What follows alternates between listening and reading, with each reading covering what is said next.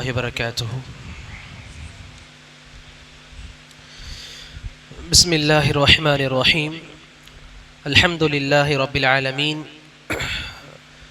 والصلاة والسلام على رسوله الأمين نبينا محمد بن عبد الله خاتم النبيين والمرسلين وعلى آله وأصحابه أجمعين وعلى من تبعهم بإحسان إلى يوم الدين، وبعد. فأعوذ بالله السميع العليم من الشيطان الرجيم من همزه ونفخه ونفثه. بسم الله الرحمن الرحيم. يا أيها الذين آمنوا اتقوا الله حق تقاته ولا تموتن إلا وأنتم مسلمون. رب اشرح لي صدري ويسر لي أمري واحلل عقدة من لساني يفقه قولي. اللهم زدنا علما وارزقنا فهما. اللهم آمين.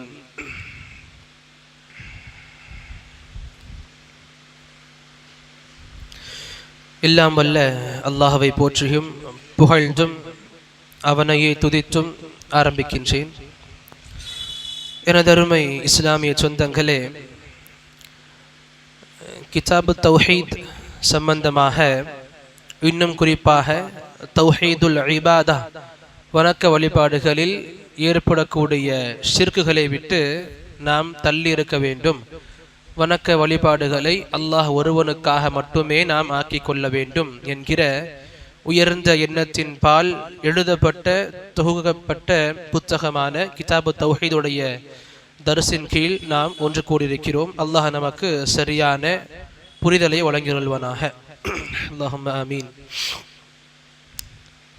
இதற்கு முன் உள்ள பாடத்தில் நாம் தெரிஞ்சிருந்தோம், அல்லாஹு ரப்புல் ஆலமீன் அவனை தவிர்த்து மக்கள் வணங்கக்கூடிய எல்லா பொருள்களில், எல்லா பொய்யான தெய்வங்களில் மிக பலம் வாய்ந்தது மலக்குமார்கள். அல்லாஹ் ரப்புல் ஆலமீன் அந்த மலக்குமார்கள் சம்பந்தமாகவே வெளிப்படையாக சொல்லி முடிச்சிட்டான். எந்த அளவுக்கு பயந்தவர்களாக, எந்த அளவுக்கு அல்லாஹுடைய வார்த்தைகள் வரும் பொழுது குறுகக்கூடிய நபர்களாக, படைப்பினமாக மலக்குமார்கள் இருக்கிறார்கள் என்பதை பற்றி அல்லாஹ் நமக்கு எந்தெந்த வசனத்தில் குறிப்பிட்டிருக்கு என்பதையும் நபி ஸல்லல்லாஹு அலைஹி வஸல்லம் அவர்களுடைய ஹதீஸ்கள் உதவியை கொண்டு புரிந்து கொண்டோம். அல்ஹம்துலில்லாஹ். அதற்கு அடுத்து இன்றைக்கான புதிய தலைப்பாக நாம் பார்க்க இருப்பது பாபு அஷ்ஷிஃபாஅ. பொதுவாக சிபாரிசுன்னு சொல்லக்கூடிய ஒரு தலைப்பு. ஆங்காங்கே இந்த சிபாரிசுகள் சம்பந்தமாக ஒரு சில விஷயங்கள் தெரிஞ்சு வந்திருந்திருப்போம். அந்த அடிப்படையில் இன்ஷா அல்லாஹ் இன்னைக்கு இந்த சிபாரிசுன்ற தலைப்பை கீழ் இன்ஷா அல்லாஹ் ஒழுங்கான முறையில் இன்னும் இதுல ஆணித்தரமான ஒரு சில வசனங்கள், நபி ஸல்லல்லாஹு அலைஹி வஸல்லம் உடைய ஒரு ஹதீஸ், இன்ஷா அல்லாஹ் அதனை படித்தவர்களாக நாம் இங்கிருந்து கிளம்ப இருக்கிறோம். அல்ஹம்துலில்லாஹ். இந்த பாபு ஷஃபாஅ, இந்த சிபாரிசுன்னு சொல்லக்கூடிய இந்த ஒரு தலைப்பின் கீழ் இன்னைக்கு பொதுவாக நாம குறிப்பாக முஸ்லிம்களுக்கு மத்தியில் பார்க்கப்படுகின்ற ஷிர்க்குகள், இல்ல அல்லாஹ்வை தவிர்த்து மக்கள் வணங்கக்கூடிய எல்லா விஷயங்களும் எடுத்துக்கலாம். இதுல ரொம்ப குறிப்பாக இந்த தர்கா வழிபாடுகள், கபர் வணக்கங்கள், வலிமார்களுடைய தரிசனங்கள், இப்படி எந்த விஷயத்தை எடுத்துக்கிட்டாலுமோ நமக்கு அதுல ரொம்ப அதிகமாக பார்க்க கிடைப்பது, அதுல போகக்கூடிய மக்கள் 99% மக்கள் வெளிப்படையா சொல்லுவாங்க, நாங்க இவங்களை இறைவனாகலாம் கருதல, இந்த கபர் அடங்கி இருக்கிறவங்கள நாங்க அல்லாஹ்வாகலாம் பார்க்கல, எங்களுக்கு இறைவன் அல்லாஹ் மட்டும்தான், அல்லாஹ்வுடைய எந்த ஒரு சக்தியும் இவங்களுக்கு இருக்குன்னு நாங்க சொல்லல. சரி, அப்ப எதுக்கு வணங்குறீங்க, எதுக்கு இங்க வந்து இதெல்லாம் பண்ணிக்கிட்டு இருக்கீங்க? அவங்க அதிகமாக சொல்லக்கூடிய ஒரே காரணம், எங்களை அல்லாஹ் கிட்ட பரிந்து பேசக்கூடிய சக்தி அவங்க வச்சிருக்காங்க, எங்களுக்காக அல்லாஹ் கிட்ட சிபாரிசு பண்ணுவாங்க, எங்களை அல்லாஹ்விடத்தில் நல்ல இடத்துல கொண்டு போய் சேர்ப்பாங்க, அல்லாஹ்வுடைய நெருக்கத்தில் எங்களை அதிகமான முறையில் உயர்த்தி வைப்பாங்க. இப்படி இந்த அர்த்தங்கள் அதிகமாக நாம கேட்கலாம். இந்த தலைப்பின் கீழ் நமக்கு மிக அழகான வசனங்களில் முதல் வசனமாக ஷேகுல் இஸ்லாம் முஹம்மது பின் அப்துல் வஹாப் அலைஹிர் ரஹ்மா அவங்க தொகுத்து கொடுப்பாங்க. கௌலுல்லாஹி அஸ்ஸ வஜல், அல்லாஹ் ரப்புல் ஆலமீனுடைய கூற்று, வ அன்ஸிர் பிஹில் லதீன யகாஃபூன். அல்லாஹ் தஆலா நபிக்கு கட்டளையிட்டான்.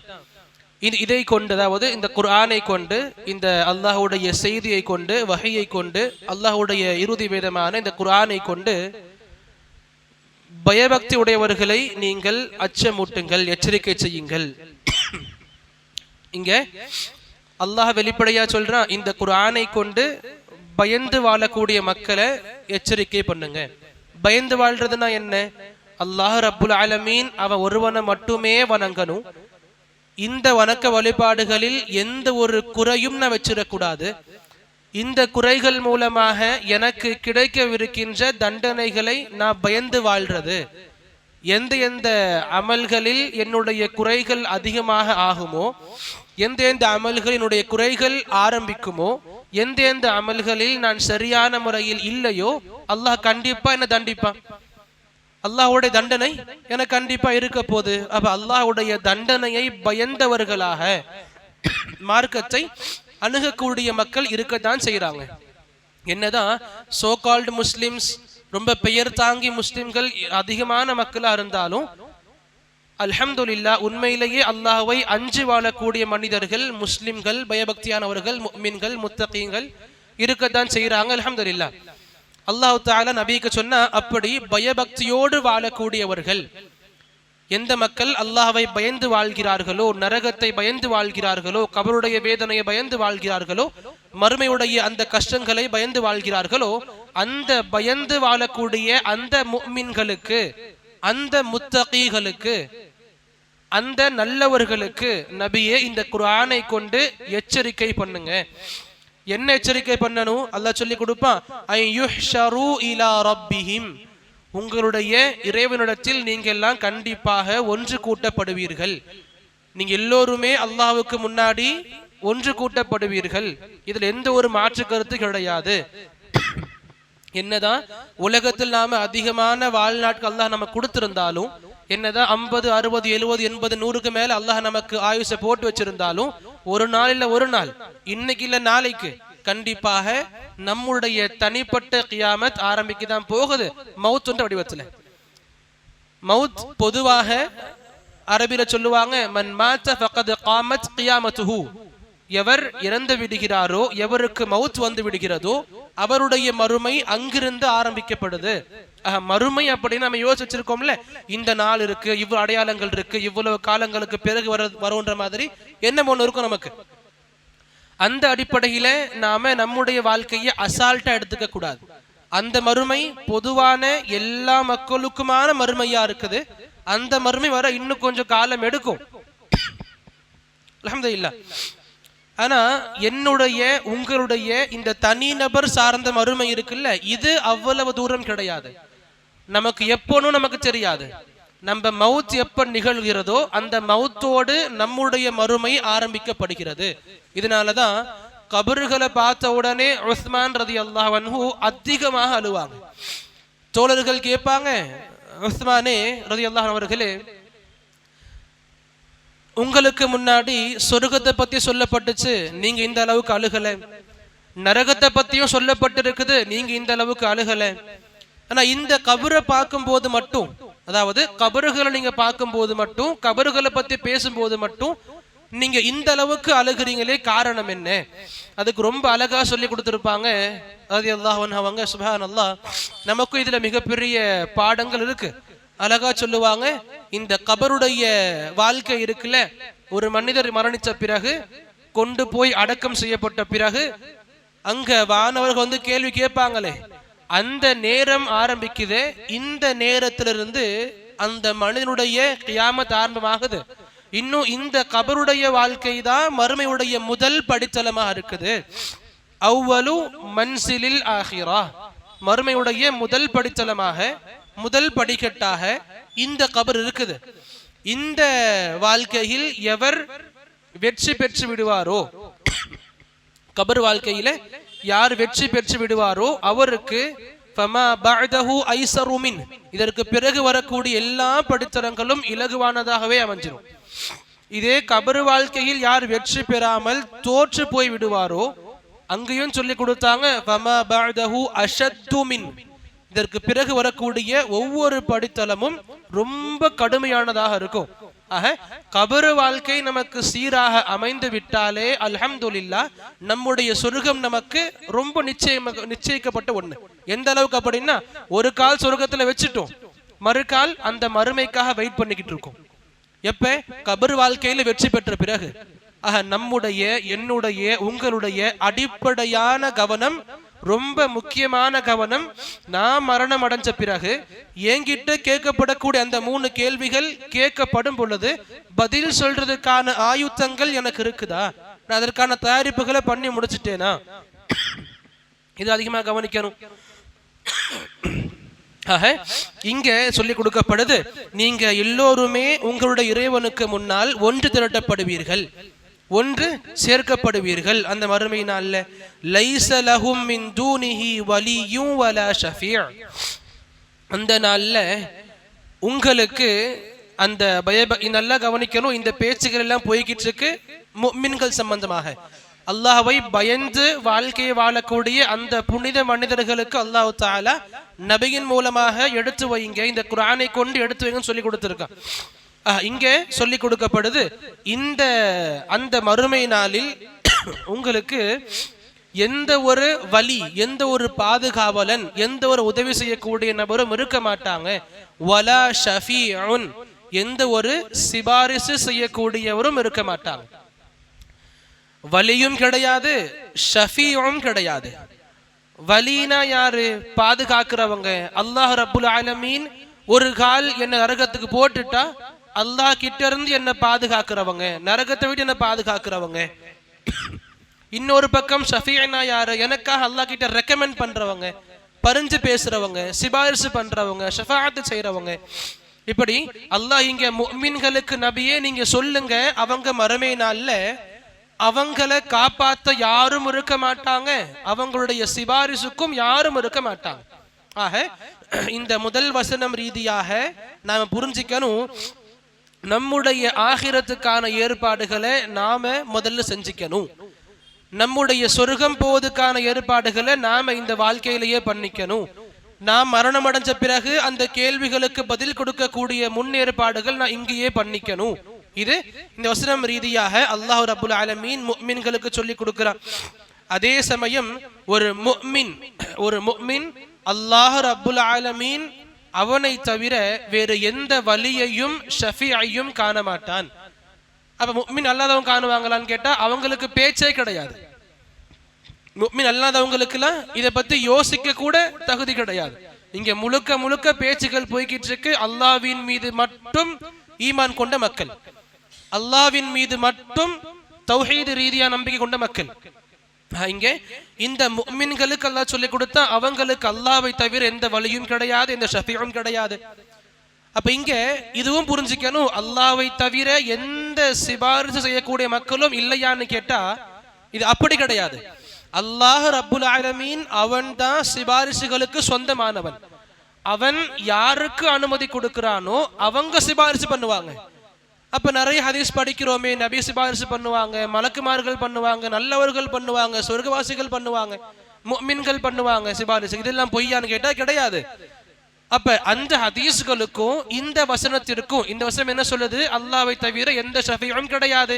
ஆனா ஹதீஸ் சொல்லுது நபிமார்கள் சிபாரிசு பண்ணுவாங்க, முஃமின்கள் பண்ணுவாங்க, சொர்க்கவாசிகள் பண்ணுவாங்க, தாய் தந்தைகள் பண்ணுவாங்க, உறவுகள் பண்ணுவாங்க. இந்த ஹதீஸுக்கும் இந்த வசனத்திற்கும் முரண்பாடு இருக்கான்னு கேட்டா அறவே கிடையாது. என்ன சொல்ல வராங்க இந்த வசனத்துல? எந்த நபர்கள், எந்த படைப்புகள் சிபாரிசு பண்ணுமோ அந்த சிபாரிசுகளுக்கெல்லாம் சொந்தமானவன், உரிமையாளன் அல்லாஹு ரப்புல் ஆலமீன் தான். அவனுடைய அனுமதி இல்லாம யாரும் சிபாரிசு பண்ணிட முடியாது. இது சம்பந்தமாகவே நமக்கு இரண்டாவது வசனமாக இங்க கொடுக்கப்பட்டிருக்கு.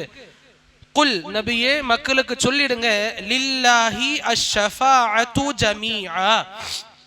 நபியே மக்களுக்கு சொல்லுங்க, லில்லாஹி அஷ்ஷஃபாஅத்து ஜமீஆ. ஷஃபாஅத், அந்த சிபாரிசு பண்ணக்கூடிய சம்பந்தமான எல்லாமுமே அல்லாஹ்வின் உரிமைக்குள்ளது. அல்லாஹ் ஒருவன் தான் உரிமையாளன். சிபாரிசுன்னு பேரு வந்தாலே ஆரம்பம் முதல் இறுதி வரை அவனை தவிர யாருக்கும் எந்த உரிமையும் கிடையாது. அவன் தான் முழுக்க முழுக்க இந்த சிபாரிசுகள் சம்பந்தமான அதிகாரத்தை பெற்றவனாக இருக்கிறான். இங்கே நான் புரிஞ்சுக்கணும், இந்த இடத்துல அல்லாஹ் ரப்புல் ஆலமீன் தான் சிபாரிசு பண்ணக்கூடியவனாக இருக்கிறான்னு சொல்றோம். அப்ப அல்லாஹ்வை தவிர யாருமே சிபாரிசு பண்ண மாட்டாங்கன்னு சொல்றதும் ஒரு வகையில நம்ம யோசிக்கணும்.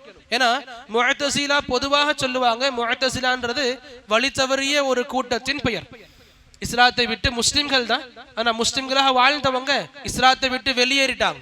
ஏன்? இந்த தப்பான கொள்கையினால. இதனாலேயே சொல்லுவோம், கொள்கை நமக்கு ரொம்ப முக்கியம். நம்முடைய அடிப்படைகள்ல கொஞ்சம் மாற்றம் ஏற்பட்டாலும் நம்ம சகோதரர்கள் சுற்று வட்டாரத்தில் இருக்கிற மக்கள் சொல்றாங்க அப்படி கொஞ்சம் இருக்கலாம், நம்ம சரியாக புரிஞ்சிக்காம அகீதால மன்ஹஜு ஸலஃப் சஹாபாக்களுடைய புரிதலை தாண்டி எந்த ஒரு புதுமையான ஒன்னுடைய உள்ளத்துல புகுந்தாலும் நாம அந்த சலஃபுமார்கள் வழிய பேணக்கூடிய முஸ்லிம்கள் இல்ல. புரிஞ்சுக்கணும், சலஃபுமார்களுடைய வாழ்க்கை நமக்கு ஒரு தராசாக இருக்கு. நான் என்னுடைய வாழ்க்கையில நான் பார்க்கிற எல்லாமுமே இருக்கட்டும். இன்னைக்கு இந்த மக்கள் இப்படி சொல்றாங்க, இந்த மக்கள் இப்படி சொல்றாங்க, இந்த மக்கள் கபருணக்கம் கூடும்னு சொல்றாங்க, இந்த மக்கள் சூனியமே இல்லைன்னு சொல்றாங்க. நம்ம கொஞ்சம் கவனமா இருக்கணும். சஹாபாக்கள் என்ன சொன்னாங்க? நீங்க சொல்றதை கேட்டு நான் மார்க்கத்தை அமைச்சிக்க முடியாது. ஏன்னா உங்களுக்கும் மார்க்கத்துல கை வைக்கிறதுக்கு எந்த ஒரு உரிமையும் கிடையாது. நீங்க சொல்ல விஷயங்கள் நான் கேட்டுக்கிறேன், கண்டிப்பா காது கொடுத்து கேட்கணும். நபி சொல்லி கொடுத்த குணங்கள்ல ஒண்ணு காது கொடுத்து கேட்போம். ஆனா அவங்களை கண்மூடித்தனமாக நம்ப மாட்டோம். என்ன பண்ணுவோம்? விசாரிப்போம். சஹாபாக்களுடைய புரிதலும் இப்படியே இருந்துச்சா? சஹாபாக்களும் அவங்களுடைய இந்த புரிதலும் இப்படியே இருந்திருந்தா நமக்கு அதான் மார்க்கம் இல்ல. இவங்க ஒண்ணு சொல்றாங்க, ஆனா சஹாபாக்கள் இப்படி சொல்லல. சஹாபாக்கள் வேறு மாதிரி சொல்லி கொடுத்திருக்காங்க. சஹாபாக்களுடைய கூற்றுக்கும் இவங்க சொல்லி கொடுக்கிற கருத்துக்கும் நிறைய வித்தியாசங்கள் இருக்கு. அப்ப ஒரு முஸ்லிமாக நான் எதை எடுத்துக்கணும்? சஹாபாக்களுடைய கூற்றையா, இல்ல இன்னைக்கு வாழ்ந்துகிட்டு இருக்க இந்த மனிதர்களுடைய எண்ணங்களையா? எதை எடுத்துக்கணும்? நானு சஹாபாக்களுடைய கூற்று. அப்ப நல்லபடியா புரிஞ்சுக்கணும். இங்க இருந்து போயிருவோம் நம்ம மவுத்து வரைக்கும் எந்த ஒரு புதிய செய்தி வந்தாலும் அல்லது எந்த ஒரு செய்தியை நாம காதுபட கேட்டாலும் அடுத்து நம்முடைய முதல் கட்ட கடமை என்னவா இருக்கணும்? இதை நாம ஆராயணும். சஹாபாக்கள் இதே கொள்கையில் இருந்தாங்களா? சஹாபாக்களும் இதே கொள்கை இருக்கிறாங்க அப்படின்னா நமக்கு அது மார்க்கம். சஹாபாக்கள் அந்த கொள்கையில இல்ல அப்படின்னா நமக்கு அது மார்க்கம் கிடையாது. அது நமக்கு மார்க்கம் இல்லைன்றதை புரிஞ்சுக்கணும். அப்ப இங்க இந்த முஅத்தஸிலாவுடைய கொள்கை இருக்கும், அல்லாஹ் ரப்புல் ஆலமீனை தவிர யாரும் சிபாரிசு பண்ணவே முடியாது. அப்ப நபிமார்களுடைய சிபாரிசு அவங்க ஏத்துக்க மாட்டாங்க, நம்ப மாட்டாங்க. முஃமின்களுடைய சிபாரிசுகள் நம்ப மாட்டாங்க. நல்லவர்களின் சிபாரிசு ஏத்துக்க மாட்டாங்க. ஏன் ஏத்துக்க மாட்டாங்க? அல்லாஹ் குர்ஆன்ல சொல்லிட்டானே, லில்லாஹி அஷ்ஷஃபாஅத்து ஜமீஆ, எல்லா விதமான சிபாரிசுகளும் அல்லாஹ்வுக்கானது மட்டும்தான். அப்ப நபி எப்படி பண்ணுவாங்க? நபி அல்லாஹ்வா? மலக்குமா எப்படி பண்ணுவாங்க? மலக்குகள் அல்லாஹ்வா? புரியுதா சொல்ல வருது? இப்படி அவங்க அப்படி புரிஞ்சுக்கிறாங்க. ஆனா அது சரியான கொள்கை கிடையாது. சஹீஹான நல்லா புரிஞ்சுக்கணும். ஹதீத் சஹீஹாக வந்துருச்சு அப்படின்னா சஹீஹான ஹதீத் குர்ஆன்ல உள்ள எந்த வசனத்தையும் முரண்படுத்தாது. நல்ல ஒரு ஹதீத், சஹீஹான ஒரு ஹதீத் குர்ஆன்ல உள்ள எந்த ஒரு வசனத்தையும் அப்போஸ் பண்ணாது, எதிர்க்காது. கருத்துகள் மாறி மாறி இருக்காது. நமக்கு என்ன வெளிப்படையா தெரியும்? இங்க பார்த்தோம்ல, அல்லாஹ் குர்ஆன்ல சொல்ற அல்லாஹ்வுக்கு மட்டும்தான் சிபாரிசு உரிமை இருக்கு. அல்லாஹ் மட்டும்தான் உரிமையாளன். ஆனா ஹதீஸ்கள் சஹீஹ் ஹதீஸ் நமக்கு இருக்குது. நபிகள் பண்ணுவாங்க, நபிமார்கள் பண்ணுவாங்க, மலக்குமார்கள் பண்ணுவாங்க, ஹதீஸ்கள் நமக்கு இருக்குது. இதெல்லாம் பார்க்கும் பொழுது நம்மளுடைய புரிதல் அந்த அளவுக்கு நமக்கு இல்லைன்னு அர்த்தம். என்ன பண்ணணும்? இந்த ஹதீஸ்களையும் இந்த குர்ஆனையும் இந்த வசனத்தையும் சரியாக முறைப்படுத்தி விளக்கக்கூடிய சலஃப் மன்ஹஜில் உள்ள ஆலிம்கள் அணுகி நாம தெரிஞ்சுக்கணும். இப்படி எனக்கு புரிய மாட்டேங்குது, இந்த மக்கள் இப்படி சொல்லி கொடுக்குறாங்க, குர்ஆனை பாருங்க இப்படி இருக்கு, ஹதீஸ் பாருங்க இப்படி இருக்கு, எப்படி ஒண்ணு முரண்பட்டு இருக்கும். அப்ப ஹதீஸ் சும்மா விட்டுருங்க. புகாருடைய ஹதீஸ்களை இன்னைக்கு மறுக்கிற மக்கள் இருக்காங்க. நஅூதுபில்லாஹ். எப்படி சஹீஹ் புகாரி ஹதீஸ்களை மறுக்கிற மக்கள் இருக்காங்க. அவங்க கொஞ்சம் படிக்கணும். இமாம் புகாரி எந்த அளவுக்கு அந்த புத்தகத்துல ஹதீஸ் சேகரிச்சாங்க. இமாம் புகாரியுடைய ஒரே புத்தகம் அது கிடையாது, எவ்வளவோ இருக்குது. அந்த நம்ம புகாரின்னு சொல்றோம்ல ஒரு புத்தகத்தை, அந்த புத்தகத்துல ஒரு ஹதீஸையும் இடம்பெற செய்யறதுக்கு என்னென்ன பாடுபட்டாங்க, என்ன உழைப்புகளை கொடுத்தாங்க, எப்படி தரம் பிரிச்சாங்க. சுப்ஹானல்லாஹ். இந்த தரம் பிரித்ததுதான் இமாம் புகாரியாக கொண்டு போய் சேர்த்துச்சு. இந்த அளவுக்கு அந்த இமாம் புகாரியுடைய முழு உழைப்புகளை போட்டு தொகுக்கப்பட்ட சஹீஹான ஹதீஸ்களை உட்கார்ந்துகிட்டு ஈஸியா சொல்லிடுறாங்க, இது ஹதீஸ் சஹீஹ் கிடையாது. இந்த ஹதீஸ் நம்ம லாஜிக்கு வரமாட்டேங்குது. என்னுடைய அறிவுக்கும் உங்க அறிவுக்கும் வராததுனால இது மார்க்கம் இல்லைன்னு கிடையாது. சஹாபாக்கள் எப்ப வாழ்ந்தாங்க? இங்க இருந்து 1500 ஆண்டுகளுக்கு முன்ன ஏறக்குறைய அந்த சஹாபாக்களுக்கு நபி சொல்லி கொடுத்தாங்க. முன் சென்ற காலகட்டத்தில் ஒரு மாடு பேசுச்சு. சஹாபாக்கள் அங்க இருக்கிறவங்க கொஞ்சம் கேட்டாங்க, பக்ரத்துன் ததகல்லம், நபியே மாடு பேசுச்சா? நபி உடனே சொன்னாங்க, நீங்க நம்புங்க நம்பாதீங்க, என்னுடைய அபூபக்கர் நம்புவார், என்னுடைய உமர் நம்புவார். ஈமான் அபூபக்கரை போல இருக்கணும், ஈமான் உமரை போல இருக்கணும். என்னுடைய அறிவுக்கு எட்டுதா இல்லையா, இதுக்கு இங்க வேலையே கிடையாது. அறிவை கொண்டு அணுகக்கூடியது இஸ்லாம் கிடையாது. இஸ்லாத்துல அறிவை கொண்டு ஒரு சில விஷயங்களை புரிஞ்சுக்க முடியும். ஆனா அறிவு முழுக்க இஸ்லாம கொண்டு போயிடும்னா கண்டிப்பா கிடையாது. இஸ்லாம்ன்றது ஒரு கடல் போல, நம்ம அறிவை கொண்டு எடுக்கிறது ஒரு அந்த பக்கெட் தண்ணியை போல, எவ்வளவுதான் எடுத்தா வந்துகிட்டே இருக்கும். நம்ம எடுத்துக்கிட்டே இருக்கலாம், கடல் காலியாகணும் கிடையாது. நம்புற முட்டாள் தானே. நான் கடல் தண்ணியை பக்கெட்ல எடுத்து வேற இடத்துல மாத்திருவேன், கடலை வத்த வச்சிருவேன்னு சொன்னா அவன் முட்டாள் தானே அவன். இஸ்லாம் எல்லாத்தையும் உள்ள கொண்டு வச்சிருக்கு. அங்கிருந்து நமக்கு என்ன தேவையோ எடுத்துக்கிட்டே இருக்கலாம். இதனாலேயே சொல்லப்பட்டுச்சு, அந்த மார்க்கம் அந்த மனிதர்களுக்கானது மட்டும் கிடையாது, அந்த மார்க்கம் நமக்கானதும் கூட, அந்த மார்க்கம் நமக்கு பிறகு வரக்கூடிய மனிதர்களுக்குமானதும் கூட. ஏன் மறுமை நாள் வரைக்கும் வரக்கூடிய எல்லா மனிதர்களுக்கும், முஸ்லிம்களுக்கு இல்ல, எல்லா மனிதர்களுக்கும் அது ஒண்ணுதான் மார்க்கம். இந்த குர்ஆன் ஒண்ணுதான் வேதம். ஆக நம்முடைய அறிவுக்கு எட்டது எட்டல. அல்லாஹ் ரப்புல் ஆலமீன் இந்த உலகத்தை படைச்சவன், அவனுக்கு தெரியும் இந்த உலக மக்களுக்கு எதை கொடுக்கணும், எப்ப கொடுக்கணும், எப்படி கொடுக்கணும். அல்லாஹ் கொடுத்திருக்கான். அப்ப நான் சொல்றது, அல்லாஹ் தஆலா இதை கொடுத்தது, சட்டங்களை இறக்குனது அந்த மக்களுக்கு. அது 1500 ஆண்டு காலம் எங்க, இன்னைக்கு வாழக்கூடிய நம்ம மக்கள் எங்க? அங்க எதுவுமே கிடையாது. இன்னைக்கு அறிவியல் சம்பந்தமாக எங்கேயோ போயிட்டு நாம. அப்ப இந்த ஹதீஸ்களை இப்படி நாம ஒண்ணு பார்க்க முடியாது அப்படின்னு நாம இத பிரிச்சுக்கிறதுக்கு நமக்கு அனுமதி இல்லை. நான் அப்படி சொல்றேன் அப்படின்னா அல்லாஹ்வுடைய மார்க்கத்துல நான் சந்தேகத்தை ஏற்படுத்துறேன். அல்லாஹ்வுடைய செயல் இருக்குல்ல, அல்லாஹ்வுடைய ஆற்றல், அதை நான் சந்தேகப்படுறேன். அப்ப அல்லாஹ்வுக்கு ஆற்றல் கிடையாதா? அன்னைக்கு அல்லாஹ் கொடுத்தானே மார்க்கத்தை, அன்னைக்கே அல்லாஹ் சொல்லி முடிச்சானே, அல் யௌம் அக்மல்து லக்கும் தீனக்கும், உங்களுடைய மார்க்கத்தை நான் இங்கேயே முடிச்சிட்டேன், முழுமையாக்கிட்டேன். அத்மம், நான் அதை முழுமையாக ஆக்கி முடிச்சிட்டேன். அந்த நாள் அல்லாஹ் சொன்னானே வஹி இறக்கி நபிக்கு. அப்ப அல்லாஹ்வுக்கு தெரியாதா மக்கள் இத்தனை காலம் வாழ்வாங்க, இப்படி அறிவியல் ரீதியா அவங்க வளர்ச்சிகளை பெறுவாங்க, இப்படிப்பட்ட மக்கள் வருவாங்க, இப்படிப்பட்ட படைப்புகள்லாம் வரும், இப்படிப்பட்ட விஷயங்கள் மனிதர்கள் உண்டாக்குவாங்க, அல்லாஹ்வுக்கு தெரியாதா? நஊது பில்லாஹ் மின் தாலிக். ஆக அல்லாஹ்வுடைய இல்முல இல்லாம எதுவும் கிடையாது.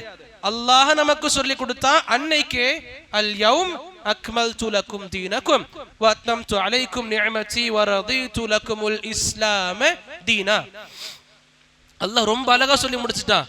நமக்கு தேவையான மார்க்கத்தை அல்லாஹ் ஃபுல்ஃபில் ஆக்கிட்டா ஒரு பக்கம், எல்லாத்தையும் எடுத்து போட்டு நம்ம வாழ்க்கைக்கு தேவையான, மரணம் வரை தேவையான, மறுமையின் வெற்றிக்கு தேவையான எல்லா விஷயங்களையும், எல்லா வழிமுறைகளையும் எடுத்து சொல்லி பேக் பண்ணி சீல் பண்ணி முடிச்சிட்டான். அந்த மார்க்கத்தை தான் நம்முடைய மார்க்கமாக அல்லாஹ் ஏற்றும் கொண்டான். وَمَنْ يَبْتَغِي غَيْرَ الْإِسْلَامِ دِينًا فَلَنْ يُقْبَلَ مِنْهُ.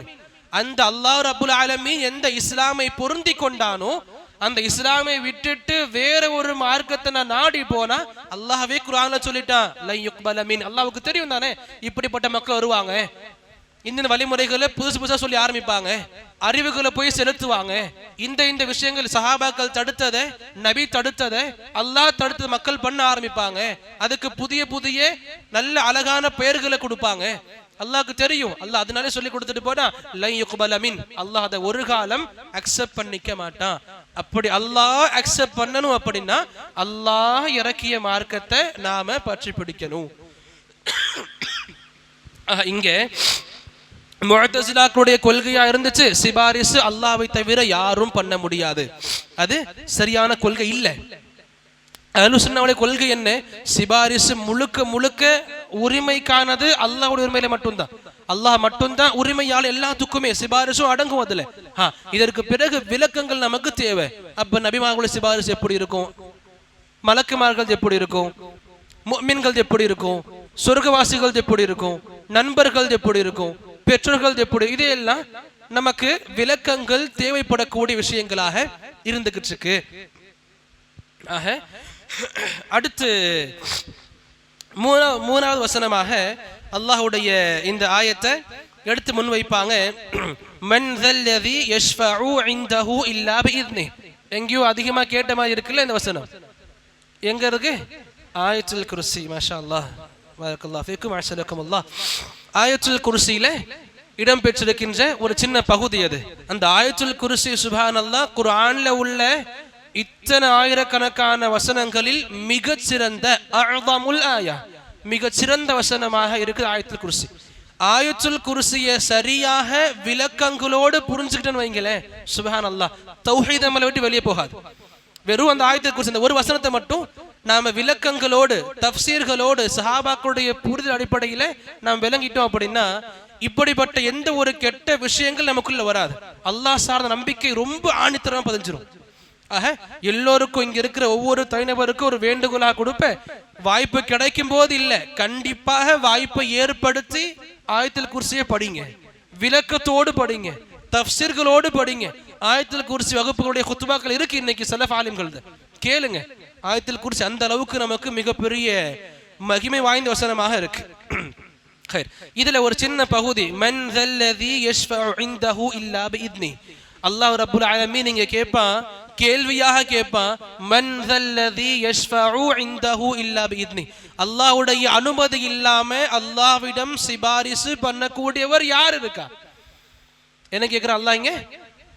அல்லாஹ்வுடைய பெர்மிஷன் இல்லாம சிபாரிசு பண்றவங்க யார் இருக்கா? இந்த கேள்விக்கு பதில் நீங்க சொல்லுங்கன்னு கிடையாது.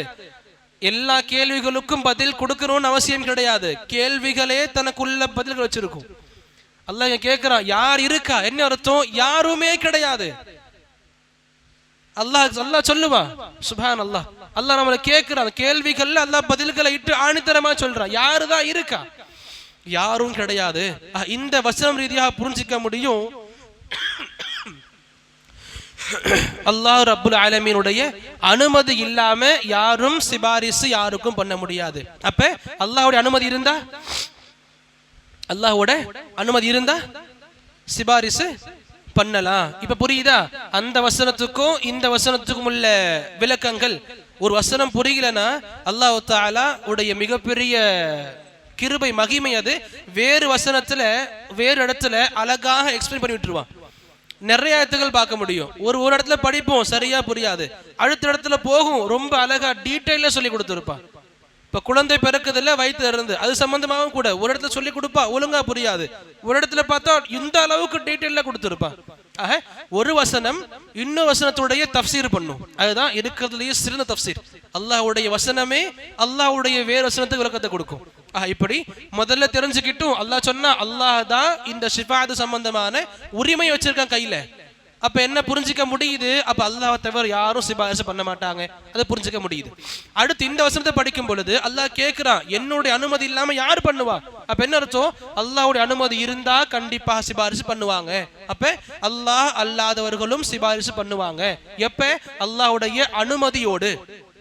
புரியுதா? அல்லாஹ்வுடைய அனுமதியோடு சிபாரிசுகள் செய்யப்படுது.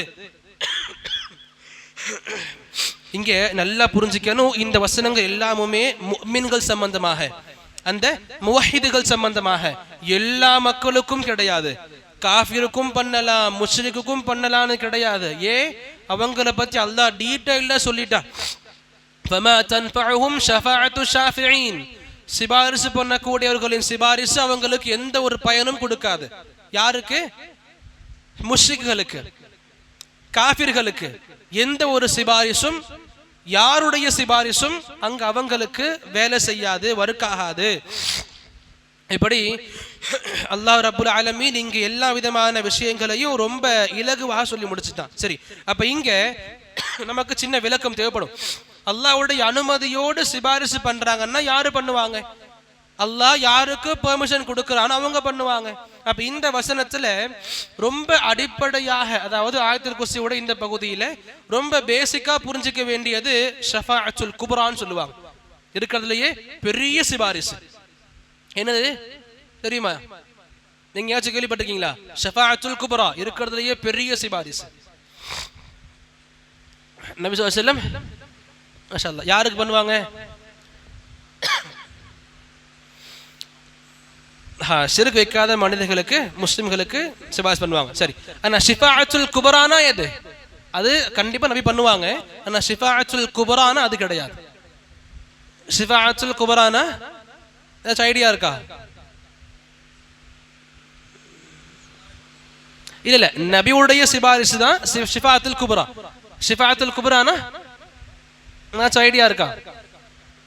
சரி, நம்ம நிறைய படிச்சிருப்போம் தெரியுமா? மறுமை நாள்ல எல்லா மக்களும் ஆதம் அலைஹிஸ்ஸலாம் சமூகத்திலிருந்து மறுமை வரைக்கும் எல்லா மக்களும் நபிமார்கள் தேடி போவாங்க.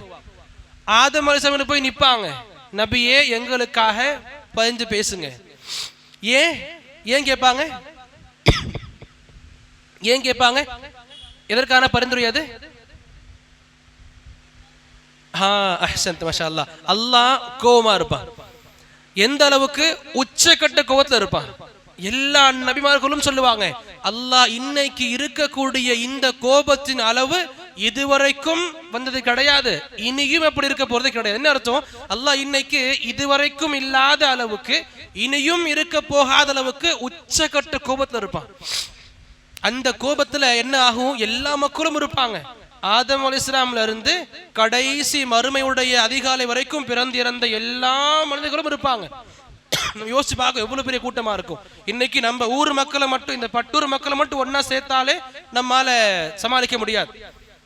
இடம் அந்த அளவுக்கு நம்ம கிட்ட இல்ல. இந்த பட்டூர் மக்கள் எல்லாம் சேர்த்து ஒரு இடத்துல நிப்பாட்டலான்னு கேட்டா, அங்க இந்த பட்டூர் மக்கள் கிடையாது, இந்த நாட்டு மக்கள் கிடையாது, இந்த உலகத்துல இன்னைக்கு இருக்கிற மக்களும் கிடையாது. சுப்ஹானல்லாஹ். ஆதம் அலைஹிஸ்ஸலாம் எங்க வாழ்ந்தவங்க? நம்மால யோசிக்க முடியாது. நபி அழகா சொல்லுவாங்க, ஆரம்ப கட்ட மக்களுடைய ஹைட்டும் வயசும் ரொம்ப அதிகமா அல்லாஹ் கொடுத்திருந்தான். உயரமும் ஆயுட்காலமும் அல்லாஹ் அதிகமாக கொடுத்திருந்தான். காலங்கள் போக போக அல்லாஹ் ரெண்டுத்தையும் குறைச்சிக்கிட்டே வந்தான். அந்த அடிப்படையில கடைசி சமூகமாக நான் இருக்கேன், என்னுடைய சமூகம் இருக்கு. கடைசி நபியாக நான் இருக்கேன். என்னுடைய உம்மத்தினுடைய வயது ஆயுட்காலமா அல்லாஹ் தஆலா பைன 60 வ 70, 60க்கும் 20க்கும் மத்தியில் வச்சுட்டான். ஆதம் அலைஹிஸ்ஸலாம்லாம் எத்தனையோ ஆண்டுகாலம் வாழ்ந்தவங்க. நமக்கு நூஹ் பத்தி தெரியும் அலைஹிஸ்ஸலாம் 1000 ஆண்டுகள் வாழ்ந்த நபின்னு சொல்லுவோம். அல்லாஹ் சொல்லுவா 950 ஆண்டுகள் இறைப்பணி பண்ணாங்க. அப்ப பிறந்தது கொஞ்சம் இதெல்லாம் சேர்த்தா முஃபஸ்ஸிர்கள் சொல்லுவாங்க 1000 ஆண்டுகளுக்கு மேல் அவங்க வாழ்ந்திருக்க வாய்ப்பு இருக்கு. ஆக 1000 ஆண்டுகள் வாழ்ந்தவங்க நூஹ் அலைஹிஸ்ஸலாமுக்கு தெரியும். நூஹ் அலைஹிஸ்ஸலாமுக்கெல்லாம் முன்னாடி வாழ்ந்தவங்க, நூஹ் அலைஹிஸ்ஸலாமுடைய அவங்களுடைய தாத்தா அப்பாவும் ஆதம் அலைஹிஸ்ஸலாம் தான். அந்த அளவுக்கு முன்னாடி ஆதம் அலைஹிஸ்ஸலாம். அல்லாஹ் சொல்லுவான், நபி சொல்லுவாங்க, அல்லாஹ் ஆதம் அலைஹிஸ்ஸலாமே 60 முழங்கள் இருக்குல்ல, 60 முழமுடைய ஹைட்ல படைச்சான். 60 ஃபீட் இல்ல, நிறைய மக்கள் 60 ஃபீட்னு சொல்றாங்க. ஃபீட் இல்ல, 60 கை அளவு, 60 முழம் அளவு அல்லாஹ் படைச்சான். இப்ப ஒரு மனிதன் இருப்போம்ல, நம்ம ஒரு மனிதனுடைய ஹைட்டை இந்த முழம் ரீதியா எடுத்து எவ்வளவு இருக்கும்? மேக்சிமமா போலாம் எவ்வளவு இருக்கும்? 4, 5 இதெல்லாம் அதிகமா யோசிச்சா 60 முழம்னா எங்க இருப்பாங்க? அவங்க உட்கார்ந்தா எப்படி இருக்கும்? அவங்க நின்னா எவ்வளவு தூரம், எவ்வளவு ஹைட்டா இருப்பாங்க? இன்னைக்கு இந்த பில்டிங் பத்தாது, அவங்க நின்றா அவங்க ஹைட் அவங்க பார்த்தா கீழே பார்ப்பாங்க. இப்ப எல்ஐசி பெருசுன்னு சொல்றோம்ல, அவங்க ஆதிவாசி நின்று பார்த்தா எப்படி இருந்திருக்கும்? சுப்ஹானல்லாஹ். அவங்க வாழ்ந்த காலம் எங்க? அன்னைக்கு வாழ்ந்த மக்கள் எங்க? பிறகு அல்லாஹ் அழிச்சானே, சமூகமாக அதாவது அழிச்சானே, அந்த மக்கள்லாம் எங்க? இன்னைக்கு நம்ம மக்கள் எங்க? இனி வரப்போற மக்கள் எங்க? சுப்ஹானல்லாஹ். ஈசா அலைஹிஸ்ஸலாமுடைய இறப்புக்கு பிறகு, இப்ப கிபின்னு சொல்றோம்ல, அவங்களுடைய பிறப்புக்கு பிறகு இன்னைக்கு நாம 2000 ஆண்டுகள் தாண்டி போய்கிட்டு இருக்கோம். அப்ப அவங்களுக்கு முன்னாடி ஈசா அலைஹிஸ்ஸலாம் எப்பயோ வாழ்ந்தவங்க இல்ல, நம்ம நபியோட ஒரு 550 ஆண்டுகளுக்கு முன்ன வாழ்ந்தவங்க தான். அப்ப இன்றைக்கு இந்த இத்தனை 1000 ஆண்டு நம்ம வித்தியாசம் பார்க்கும் பொழுது ஆதம் அலைஹிஸ்ஸலாமுக்கும் நமக்கும் எப்படி? அல்லாஹ் குர்ஆன்ல சொல்லியிருக்கா வெறும் 25 நபிமார்களை பத்தி மட்டும்.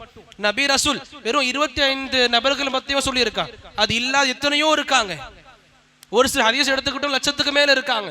அந்த ஹதீஸுடைய சனதுல கொஞ்சம் கலாம் இருக்கு, இருந்தாலும் அந்த ஹதீஸ் சில ஆலிம்கள் சஹீஹ்னு சொல்லுவாங்க, லட்சத்துக்கு மேல நபி இருந்திருக்காங்க.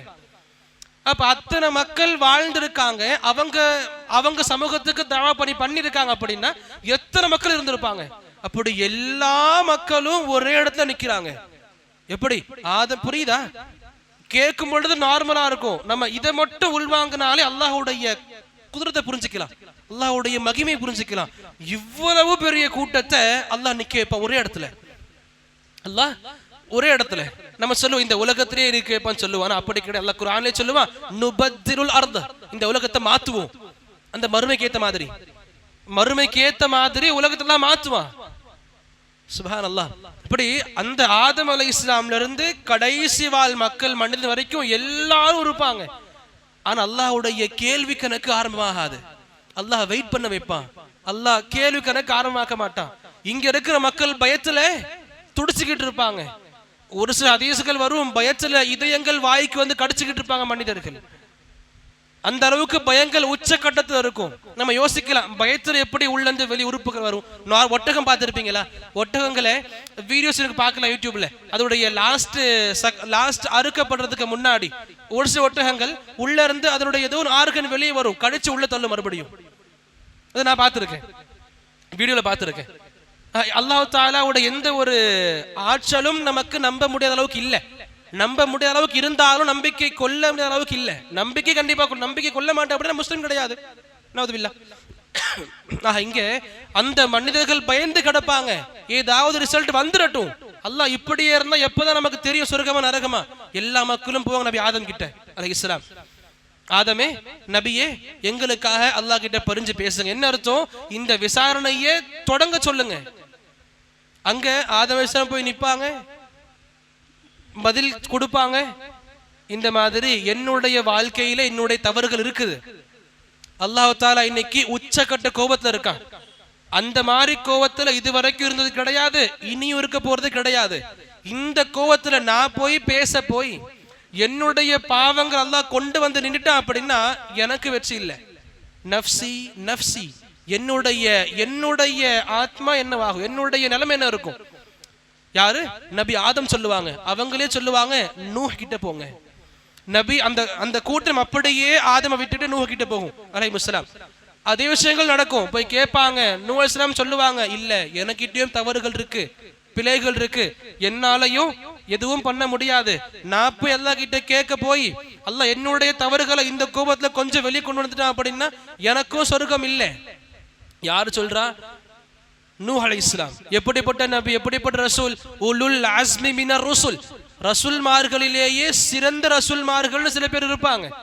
அந்த உலுல் அஸ்ம் சிறந்த ரசூல்மார்களில் ஒருவரான ரசூல் நூஹ் அலைஹிஸ்ஸலாம் சொல்லுவாங்க, எனக்கும் சொர்க்கம் இருக்காது. எப்ப என்னோட நிலைமை இப்படி அல்லாஹ்க்கு தெரிஞ்சிருச்சு அப்படின்னா, என்னுடைய பாவங்கள் அல்லாஹ் இங்க இந்த கோபத்துல வெளியே கொண்டு வந்துட்டான் அப்படின்னா என் நிலைமை என்னவாகும்? அவங்க கை காட்டுவாங்க, நபி இப்ராஹிம் கிட்ட போங்க. யாருக்கிட்ட? இப்ராஹிம் அலைஹிஸ்ஸலாம், கலீலுல்லாஹ்.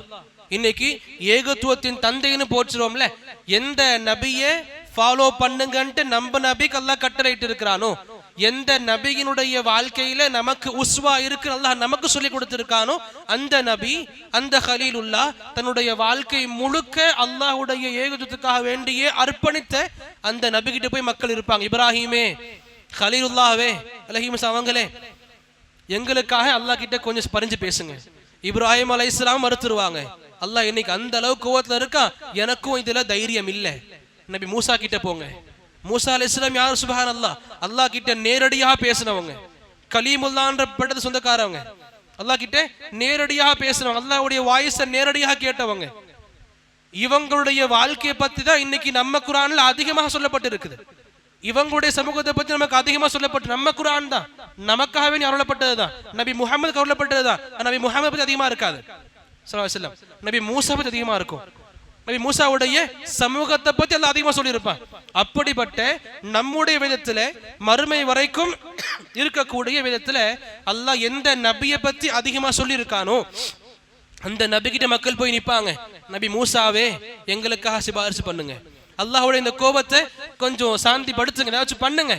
அவங்களும் கையை விரிச்சிருவாங்க. லா, என்னால முடியாது, நப்சி நப்சி, என் நிலைமை கண்டு எனக்கே பயமா இருக்கு. ஏன்னா அவங்க அப்படி நினைச்சிருப்பாங்க. அவங்க நினைப்பாங்க என்னுடைய பாவங்கள் நான் பண்ணிருக்கேன், அல்லாஹ் இதை கொண்டு வந்துட்டு நான் மாட்டிப்பேன். அமைதியா இருப்பாங்க. அவங்க அட்ரஸ் பண்ணுவாங்க, நபி ஈசா கிட்ட போங்க. ஈசா அலைஹிஸ்ஸலாம் யாரு? சுப்ஹானல்லாஹ், அல்லாஹ்வுடைய அற்புதம் இல்ல. இந்த உலகத்துல தந்தை இல்லாம பிறக்கப்பட்ட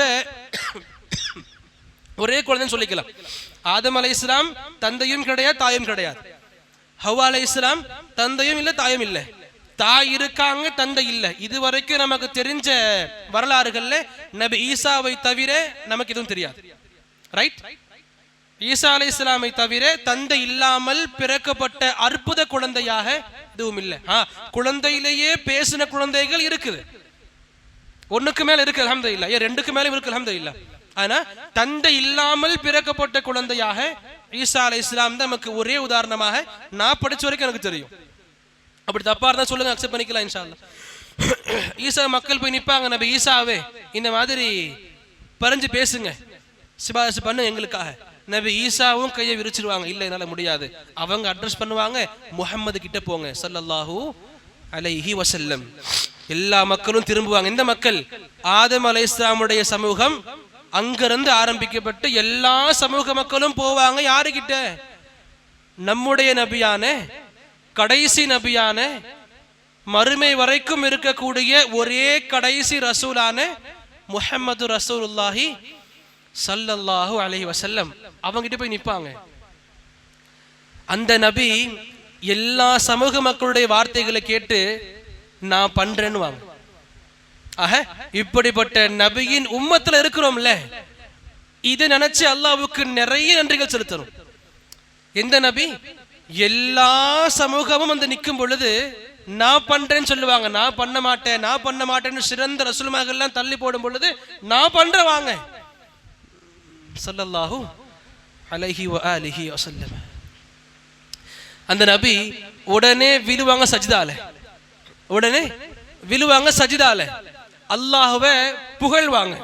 நபியே சொல்லுவாங்க, அல்லாஹ் தஆலா எனக்கு அந்த இடத்துல ஒரு அழகான வார்த்தைகளை கொடுப்பான், நிறைய அவனை புகழக்கூடிய வார்த்தைகளை கொடுப்பான். அந்த வார்த்தைகளை கொண்டு நான் உலகத்துல அவனை புகழ்ந்தே இருந்திருக்க மாட்டேன். நபியுடைய புகழ்ச்சி உலகத்துல பாக்குறோம் அப்படின்னா நம்மால புரிஞ்சுக்க முடியும், நபியை போல அல்லாஹ்வை புகழக்கூடியது நாக்கு யாருக்கும் கிடையாது. நபியை போல அல்லாஹ்வை புகழுகின்ற நாவு யாருதும் கிடையாது. சஹாபாக்களும் சரி, மற்ற நபிமார்களும் சரி, நம்ம நபியுடைய அல்லாஹ்வின் புகழ்ச்சியை போல அல்லாஹ்வை புகழ்ந்தவங்க யாரும் இருக்க முடியாது. இதனாலேயே சொல்லி கொடுப்பாங்க, நபி சையதுல் முர்சலீன், எல்லா ரசூல்மார்களில் எல்லா நபிமார்களின் தலைவராக முஹம்மது ரசூலுல்லாஹி ஸல்லல்லாஹு அலைஹி வஸல்லம் இருக்காங்க. இந்த நபியின் பெயர் சொல்லப்படும் பொழுது கூட ஸல்லல்லாஹு அலைஹி வஸல்லம் என்ற இந்த வார்த்தைகளை கூட சொல்ல முடியாத அளவுக்கு நாம் இருந்துகிட்டு இருக்கோம்.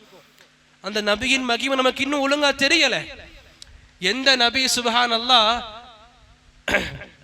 தன்னுடைய குழந்தை, தன்னுடைய பெண், தன்னுடைய உறவுகள் கஷ்டத்துல இருக்கும் பொழுது எவ்வளவு கஷ்டங்களை பார்த்தாங்க. ஏன் நம்ம நபி அவங்க மிகப்பெரிய கஷ்டங்கள் அனுபவிச்சாங்க. மனிதர்களிலேயே நபிமார்கள் தான் அதிகமான பலாக்களை சுமந்தவங்க. அஷத்துல் பலா, அதிகமான சோதனைகளுக்கு உட்கொள்ளப்பட்டவங்க நபிமார்கள் தான். அந்த நபிமார்களிலேயே சிறந்தவங்க முஹம்மதுனா, சோதனைகளிலுமே கடுமையான யாருக்கு வந்திருக்கும்? முஹம்மதுக்கு ஸல்லல்லாஹு அலைஹி வஸல்லம். அந்த கடுமையான நேரத்துல கூட நபி அவங்களுக்காக துஆ பண்ணிருக்க மாட்டாங்க. அதே நபி சொல்லுவாங்க, லி குல்லி நபியின் தஅவத்துன் முஸ்தஜாபா, எல்லா நபிமார்களுக்கும் அல்லாஹ் தஆலா ஒரு கேரண்டியான துஆ கொடுத்தான். அந்த துஆவை பயன்படுத்தி நீங்க கேக்குறீங்க அப்படின்னா நீங்க எது கேட்டாலும் அல்லாஹ் கொடுத்துருவான். எல்லா நபிக்கும் இருக்கிற ஒரு சிறப்பு, அவங்களுக்கு ஒரு கேரண்டியான துஆ, நீங்க கேட்ட கண்டிப்பா கொடுக்கப்படும். நபி சொல்லுவாங்க, எல்லா நபிமார்களும் இதை முந்திக்கிட்டாங்க, உலகத்திலே கேட்டு முடிச்சிட்டாங்க, நான் உலகத்துல கேட்கல. சஹாபாக்களுக்கு ஆர்வம் தாங்கல. சஹாபாக்கள் கேட்கிறாங்க, நபியே அப்ப உலகத்துல கேட்கலன்னா வேற என்ன பிளான் இருக்கு உங்களுக்கு? அப்ப நபி சொல்லுவாங்க, அந்த மறுமையில என்னுடைய உம்மத்து கஷ்டப்பட்டுக்கிட்டு இருக்கோம். யாரு கஷ்டப்பட்டுக்கிட்டு இருப்பா? சஹாபாக்களா? மறுமை நாள்ல சஹாபாக்கள் கஷ்டப்பட்டு இருப்பாங்களா? நபி அவங்கள பார்த்து சொன்னாங்க, என்னுடைய உம்மத்து மறுமையில கஷ்டப்பட்டுக்கிட்டு இருக்கும், சிபாரிசுகளுக்கு ஏங்கிக்கிட்டு இருக்கும், அந்த உம்மத்துக்காக என் துஆவை எடுத்து வச்சிருக்கேன், சஹாபாக்களுக்கு இல்ல. ஏன்னா சஹாபாக்கள் கஷ்டப்படுறவங்களா இருக்க மாட்டாங்க மறுமையில. ஏன்னா அந்த அளவுக்கு வாழ்க்கைய உலகத்துல வாழ்ந்துட்டு போயிருக்காங்க. அப்ப இதுல யார் அடங்குவா? யார் அடங்குவா? பின்ன வந்த சமூகங்கள்லாம் யார் யாரெல்லாம் இருப்பா? அதுல நாம் எங்க போயிருவோம்? நமக்காக அந்த நபி அவங்களுக்கு கொடுக்கப்பட்ட கேரண்டியான துவா, அவங்க வாழ்க்கை இல்லாத கஷ்டங்களா? அவங்க பிள்ளைகள் அடுத்தடுத்து இறந்து போய்கிட்டே இருந்தாங்க, அவங்க காணாத கஷ்டங்களா? ஆண்மகன் கிடையாது, மக்கள் சொல்லுவாங்க இன்ன ஷானியக ஹுவல் அப்தர், மக்கள் அவங்களை கலாய்ப்பாங்க, வாரிசு இல்லாதவ முஹம்மத். எப்படி கலாய்ப்பாங்க? வாரிசு இல்லாதவ முஹம்மத். இன்னைக்கும் சொல்றாங்கல்ல, ஆண்மகன் இல்ல உனக்கு, ஆண் புள்ள இல்ல, பொண்ணை கொடுத்திருக்க, அல்லாஹ் கிட்ட நீ என்ன பாவம் பண்ணன்னு தெரியல, தண்டனை கொடுத்துட்டான். நவுது பில்லாஹ். இப்படி கலாச்சிக்கிட்டு இருந்தாங்க, இப்படி கேலி பண்ணிக்கிட்டு இருந்தாங்க. அவங்க பார்த்த கஷ்டங்களா? எவ்வளவோ கஷ்டங்கள் இருந்தும் கூட அவங்க சொன்னாங்க, என்னுடைய சமூகம், அதாவது நாம மறுமையில கஷ்டப்பட்டுக்கிட்டு இருப்போம் சிபாரிசுகளுக்கு, அவங்களுக்காக நான் என்னுடைய இந்த துவாவை எடுத்து வச்சிருக்கேன். அந்த நபியுடைய பெயர் சொல்லும் பொழுது ஸல்லல்லாஹு அலைஹி வஸல்லம்ன்ற இந்த ஒரு வாசகத்தை கூட சொல்ல முடியல அப்படின்னா, அந்த நபியை நாம நபியாக சுமக்குறோமே, இதுக்கு சரியா இருக்குமா? அந்த நபியை நாம நம்முடைய ரசூலா ஏத்துக்கிறோமே, வார்த்தைக்கு வார்த்தை சொல்றோமே, நான் உயிரை விட அதிகமா நேசிக்கிறேன். ஏன் ஒரு வார்த்தை சொல்ல துப்பில்லை உங்களுக்கு? ஒரு வார்த்தை சொல்ல முடியல உங்களுக்கு? ஒரு வாட்டி ஒரு ஸ்பீச்ல ஒரு 5-6 வாட்டி நபியின் பேர் வருது, நான் 5 வாட்டியும் சொல்லணுமா? கேள்வி கேட்கிறாங்க. ஒரு ஸ்பீச்ல ஒரு 10 வாட்டி நபியை பத்தி பேசுறாங்க, 10 வாட்டி சொல்லணுமா? கஷ்டமா இருக்காதா? ஸல்லல்லாஹு அலைஹி வஸல்லம். நாம நபியை பத்தி ஒழுங்கா புரிஞ்சுக்கல. அந்த நபி அல்லாஹ் கிட்ட சஜதால விழுவாங்க, அல்லாஹ்வை புகழ்வாங்க, அல்லாஹ்வை புகழ்வாங்க. அல்லாஹ்வுடைய கோபங்கள் இந்த நபியின் அந்த வார்த்தைகளை கேட்டுதான் கம்மியாகும். அப்ப அல்லாஹ் தஆலா கோபங்களை விட்டு இறங்கி சொல்லுவான், யா முஹம்மத். அல்லாஹ்வுடைய மறுமை சார்ந்த முதல் வார்த்தையாக இருக்கிறது யா முஹம்மத். முஹம்மதே, இர்ஃபா ரஅஸக், நீங்க இருந்தது போதும் சஜிதாவுல, தலையை உயர்த்துங்க. குல், சொல்லுங்க, யுஸ்மா, கேட்கப்படும். வஸ்அல் துஅதா, கேளுங்க, கொடுக்கப்படும். வஷ்ஃபா துஷஃபா, சிபாரிசு பண்ணுங்க, ஏற்றுக்கொள்ளப்படும். இந்த சிபாரிசு நபி பண்ணுவாங்க.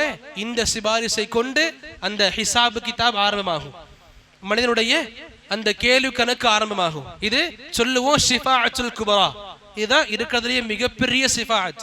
எத்தனை அல்லாஹ் கிட்ட கேட்போம்ல துஆல, அதானுக்கு பிறகு ஆதி முஹம்மதனில் வஸீரத்துல் ஃபதீலா வபஅத்ஹு மகாமம் மஹ்மூதன் அல்லதி வஅத்த.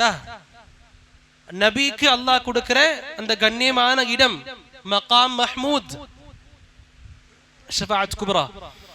சுப்ஹானல்லாஹ். ஆக இந்த சிபாரிசு பெரிய சிபாரிசு. நபி ஸல்லல்லாஹு அலைஹி வஸல்லம் அவங்க அல்லாஹ்வுக்கு முன்ன இருந்து சஜிதால இருந்து அல்லாஹ்வுடைய கோபங்கள் தணிஞ்ச பிறகு சிபாரிசு செய்வாங்க. மனிதர்களின் விசாரணைகள் ஆரம்பமாகும்.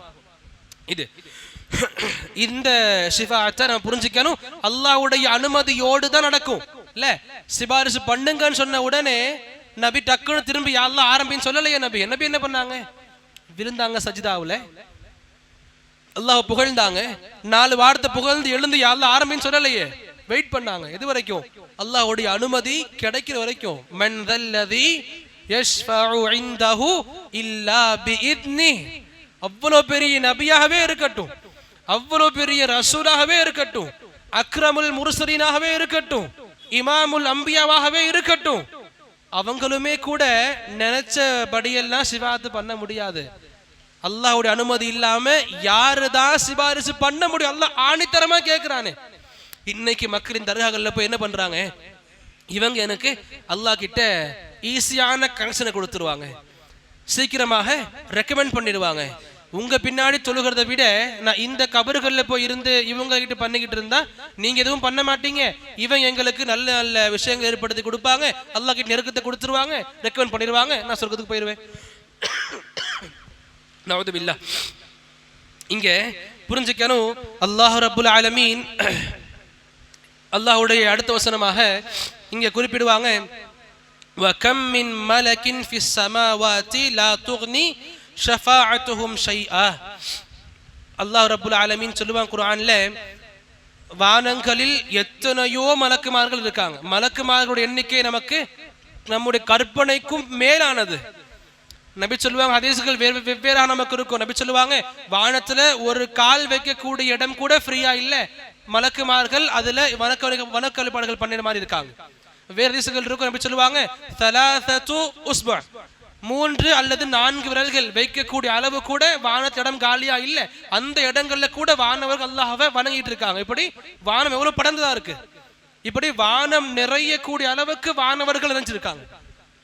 அந்த மலக்குமார்களில் யாருடைய சிபாரிசும் அவங்களுக்கு பயன் தராது. எதுக்கு இங்க அல்லாஹ் மலக்கு சொல்லணும்? இங்க மலக்குமார்கள் ஏன் அல்லாஹ் சொல்லணும்? நான் அன்னைக்கு சொன்ன அதே விஷயம்தான்.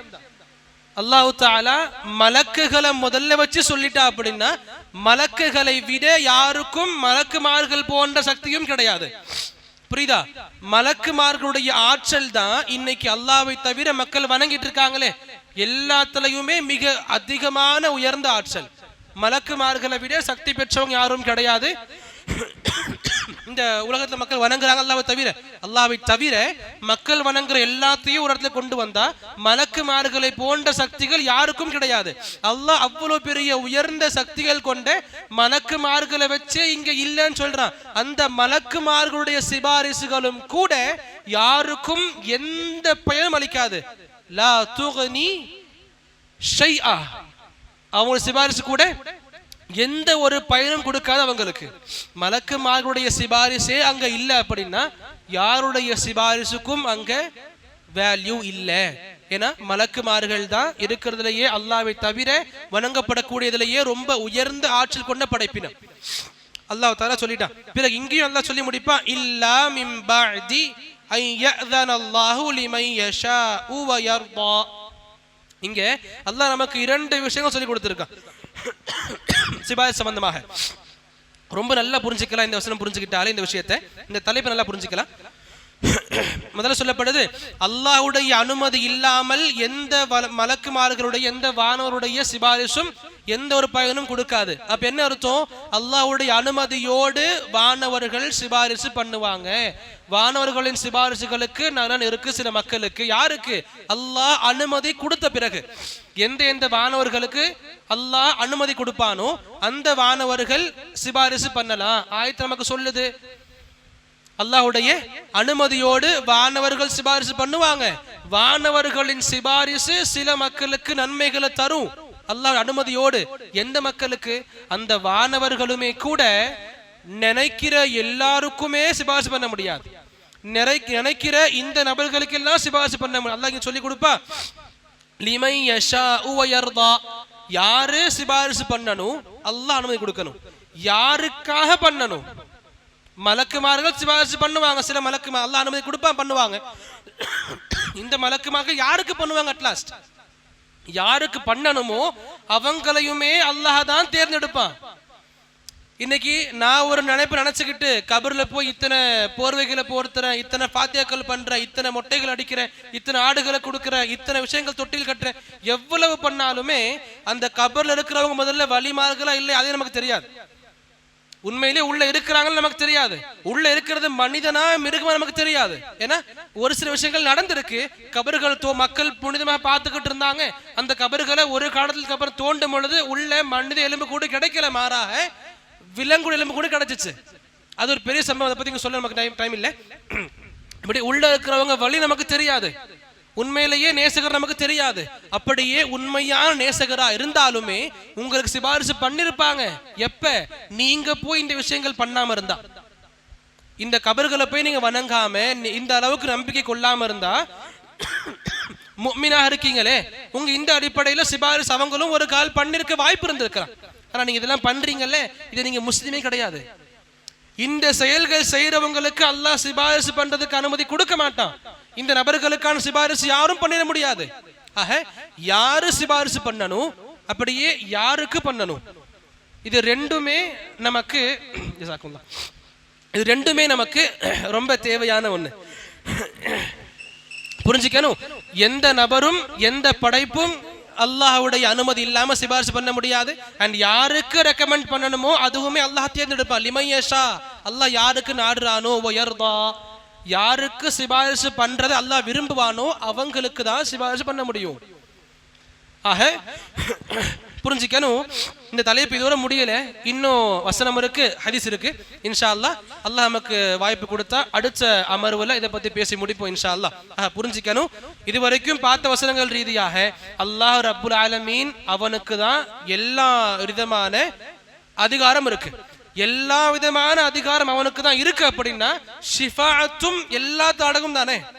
அல்லாஹ் சொல்லிட்டான், எனக்கு ஷிஃபாத் சம்பந்த அதிகாரம் மட்டும் இருக்குன்னு சொல்லல. அல்லாஹ் எல்லா விதமான அதிகாரமும் அவனுக்கு தான் இருக்கு. அந்த எல்லாத்துலயும் ஷிஃபாத்தும் அடங்கும். அந்த ஷிஃபாத் சம்பந்தமான அதிகாரம் அல்லாஹ்க்கு இருக்கு, அல்லாஹ்க்கு மட்டும் இருக்கு. அது அல்லாஹ் இங்க தனிப்படையா சொல்லியும் கொடுத்திருக்கான். லில்லாஹி அஷ்ஃபாஅத்து ஜமீஆ, எல்லா விதமான சிபாரிசும் அல்லாஹ்க்கானது தான். அல்லாஹ் ரப்புல் ஆலமீனுடைய நாட்டம் இல்லாம, அவனுடைய விருப்பம் இல்லாம, அவனுடைய அனுமதி இல்லாம யாரும் சிபாரிசு பண்ண முடியாது. அண்ட் யாருக்கும் பண்ணிட முடியாது. யாருக்கு பண்ணணும் அல்லாஹ் தேர்ந்தெடுக்கணும், யாரு பண்ண அல்லாஹ் தேர்ந்தெடுக்கணும். யாரு பண்ணணும், யாருக்கு புரிஞ்சிருச்சா? இது எதுக்கு இத்த ரிப்பீட் பண்ற அப்படின்னா இங்க இருந்து கன்ஃபியூஷன் எல்லாம் போகணும். யாரு ரெக்கமெண்ட் பண்ணணும் அண்ட் யாருக்கு பண்ணணும், யாரு பரிந்துரை பண்ணணும், யாருக்கு பண்ணணும், இது ரெண்டுமே அல்லாஹ் சூஸ் பண்ணுவான். வேற யாருக்குமே இதில் அதிகாரம் கிடையாது. ஆக இதுவும் தெரிஞ்சுக்கிட்டோம். ஷஃபாஅத்துல் குப்ரானா என்ன அதுவும் புரிஞ்சுக்கிட்டோம். நபிமார்களோட நிலைமைகள் மறுமையில் எப்படி இருக்கும்? யாருது? நபிமார்களது, ரசூல்மார்களது, உலுல் அஸ்மி மினர் ரசூல், ரசூல்மார்கள்லயே சிறந்தவங்களது. அவங்க நிலைமைகள் எப்படி இருக்கு மறுமை, அதை பத்தி தெரிஞ்சுக்கிட்டோம். அவங்க நிலைமையே இந்த அளவுக்கு ஆடிக்கிட்டு இருக்கோம் அப்படின்னா நம்மளது எப்படி இருக்கும்? சுப்ஹானல்லாஹ். இதெல்லாம் புரிஞ்சுக்கிட்டோம். இது எல்லாம் படிக்கிறது வெறும் படிச்சோம் மறந்தோன்னு கிடையாது. இதுக்காகவே நம்ம படிக்கல. படிக்கிற இல்ம் முதல்ல நமக்குள்ள இருந்தாலே அல்லாஹ் நம்மை கொண்டு நலவுகள் நாடான்னு அர்த்தம். அல்லாஹ் நம்மை கொண்டு நலவுகளை நாடுனா படிச்ச இல்மை, கேட்ட இல்மை மனசுல பதிய வைப்பான். யுஃபக்கிஹு ஃபித்தீன், மார்க்கத்துல புரிதலை கொடுப்பான். நம்ம நல்ல கவனமா இருக்கணும். கேட்ட விஷயங்களை மனசை பதிய வைக்கணும். இங்க கேட்டோம், வெளியே போறோம், மறந்தோம், வேற உலகத்துல இருந்தோம், அப்படி இருக்கக்கூடாது. மக்களுக்கு சொல்லி கொடுக்கணும். நம்மால் முடிஞ்ச நபர்களுக்கு சொல்லி கொடுக்க அல்லாஹ் ரப்புல் ஆலமீன் நமக்கு இந்த விஷயங்களை நம்மளை விட்டு கடக்காம ஆக்குவான் இன்ஷா அல்லாஹ். நமக்குள்ளே இருக்கோம் இன்ஷா அல்லாஹ். அதிகமாக கேட்கிற விஷயங்களை உள்வாங்கி அதன் ரீதியாக வாழ்க்கையை அமல்படுத்தி அது ரீதியான தாவா பணிகளை ஈடுபட்டு இது ரீதியான வெற்றிகள் பெறக்கூடிய உயர்ந்த பாக்கியம் அனைவருக்கும் வழங்கிடுவானாக. அல்லாஹ் எதுவரை வாழச் செய்வானோ உண்மையான முஸ்லிமாக, உண்மையான முஃமினாக வாழச் செய்வானாக. அல்லாஹ் எப்பொழுது நம்மை அழைத்துக் கொள்வானோ ஈமானிய சிறந்த உயர்ந்த நிலையை அழைத்துக் கொள்வானாக. அல்லாஹும்ம ஆமீன். வ ஆகிரு தஅவானா அல்ஹம்துலில்லாஹி ரப்பில் ஆலமீன்.